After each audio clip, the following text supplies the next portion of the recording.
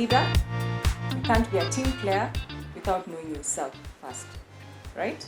So when you're building this cohesive team, we now are aware of who we are, yourself, what makes you tick, what your strengths are, what your areas of development are, right? Once you know yourself fully, you'll be able to be accommodating to other people.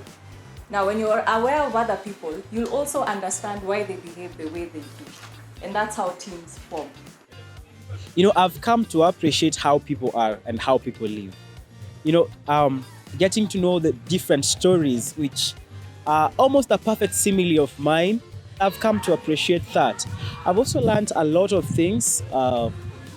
Like, for example, this thing that stood out for me, in a team, there are conflicts that arises. So how do you solve them, right?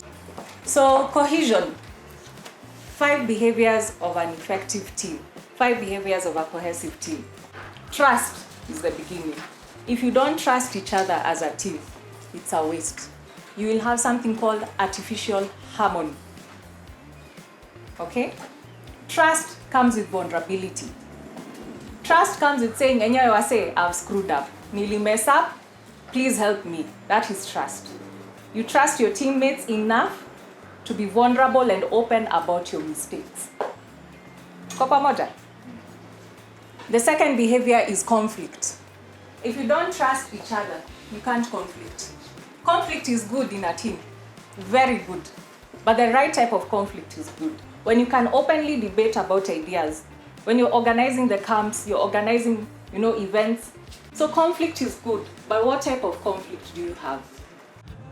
Through this, I've also learned to become a good peer mentor, and it really strengthened my group working skills. Our effectiveness now is now coming into reality. We are now seeing things from very different perspectives. We are now seeing things on a very bigger picture. The 2-day sessions that we have I've really learned a lot. One of the things that I've learned is that I should accommodate all the people and understand everybody. Different people have different abilities, and I should learn to accommodate every person and work with them. And one thing that has stood out for me in this 2-day training session is that accountability does not fully rely on the leader, but it's the primary source becomes the team, the whole team. And one thing that she echoed is that the word team doesn't have an I. That means it's a collective responsibility. If I had this information before I went to school to work with teams, or even in jobs that I've taken up, this will be very, very helpful. Like, it has really helped me to understand how to build trust with other people, our vulnerability, and how we bring that out. But my biggest takeaway is the conflict continuum. Yeah.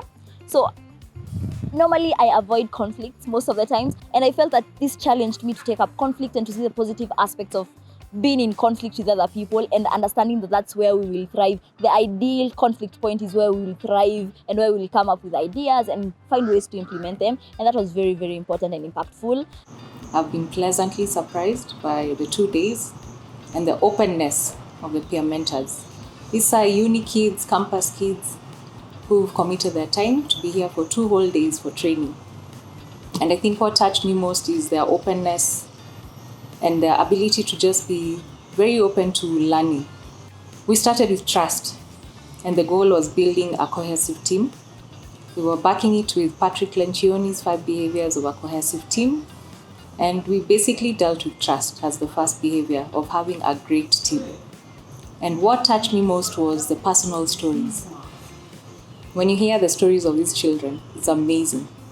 We understood why we behave the way we do.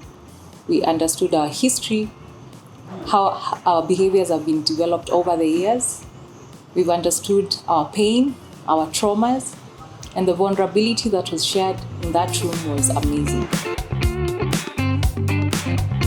And that has been so good, listening to stories from everybody, people opening up and starting our first step of building trust. It's been so nice, and it's engaging. And now with that, we get to learn to see people in a very different perspective, because you now get to understand why this one behaves this way, why this one relates this way, and why this one speaks this way. Overall, I'm a better person. I'll be a better leader because of this experience. Madam Vicky, she's one of the best.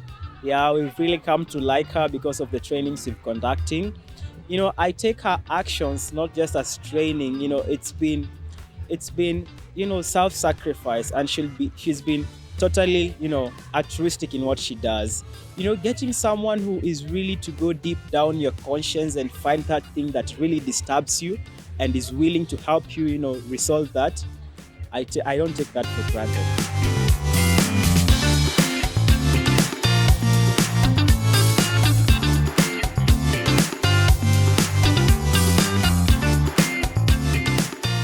The overall goal is to get exemplary results. Why we are putting in all this work is we want to stand out. We want to deliver high standards. I believe in this team. Watch this space. This is an amazing team that will do amazing things. It's been very humbling, and we really wish to extend our gratitude to the office for really seeing it twice to have this training, because it has come a long way and it's going to make a very great impact, because we'll be able to share with our alumni and also share with the students in campus and those our scholars that we guide in high school, and it's so good. And thank you so much.